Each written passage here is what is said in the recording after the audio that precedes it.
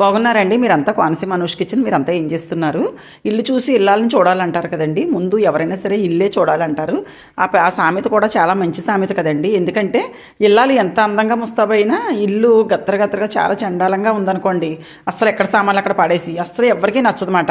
చూడు, ఎలా బయటికి వెళ్ళి ఏం మాట్లాడుకుంటారంటే, ఇల్లు అస్సలు బాగోలేదు, ఎక్కడ సామాన్లు అక్కడ ఎలా పెడితే అలా ఉంది బాబోయ్, చిరాకుగా ఉందని. మనం ఎప్పుడు కూడా మన ఇంటికి వచ్చిన చాలామంది కూడా అలాగే అనుకుంటారు కదా, ఆవిడ ఇంటికి వెళ్ళాం అస్సలు బాగోలేదు ఇల్లు అని.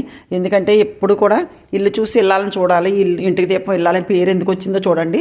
ఇంటికి దీపం ఇల్లాలు అంటే ఇల్లాలే కదా ఇంటికి దీపం పెడుతుంది, ఇంట్లో అన్నీ చక్కబెట్టుకోవడం అన్నీ కూడా. దానికి కూడా పేరు ఇల్లాలకే వచ్చింది కదండి. ఇంచక ఆడవాళ్ళకి మంచి పేర్లు వచ్చాయి.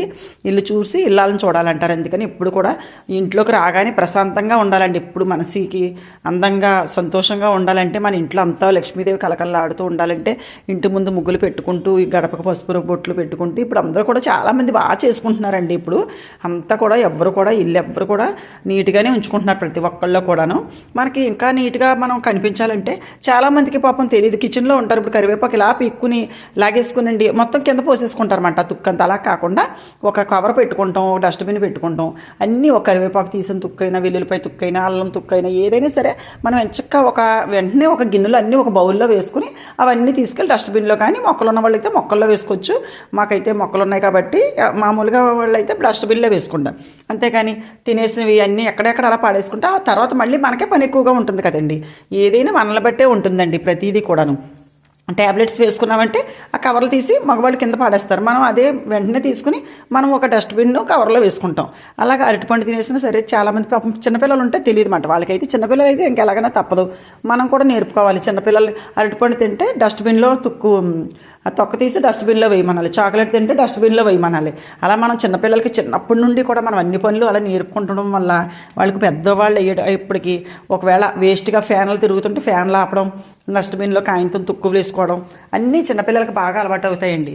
సబ్బు ఇలా తోమేసుకున్న తర్వాత అలా పాడేయకూడదమ్మా, తీసి స్టాండ్లో పెట్టాలి.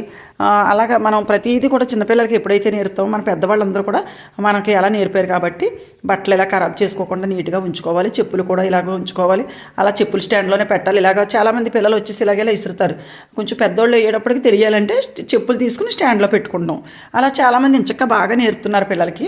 అలాగే మంచి పనులండి. మనకి చాలా పని తక్కువగా ఉంటుంది. ఎక్కడ సామాన్లు అక్కడ ఉంటే ఇల్లు ఎంత మనసు ప్రశాంతంగా ఉంటుందో, ఇల్లు ఎంత నీట్గా ఉంటే మన మనసు కూడా ప్రశాంతంగా ఉంటుందండి. చూసారా, మనం ఎక్కడైనా చిరాగ్గా ఉందనుకోండి మనకే ఉండబుద్ధి అయ్యదు. అలాంటిది లక్ష్మీదేవి ఎలా వచ్చి ఉంటుంది మన ఇంట్లోనూ. అందుకని ఇప్పుడు కూడా ఇల్లు చూసి ఇల్లాలని చూడాలంటారు. ఈ వీడియో మీకు నచ్చినట్లయితే లైక్ చేయండి, షేర్ చేయండి, సబ్స్క్రైబ్ చేయండి.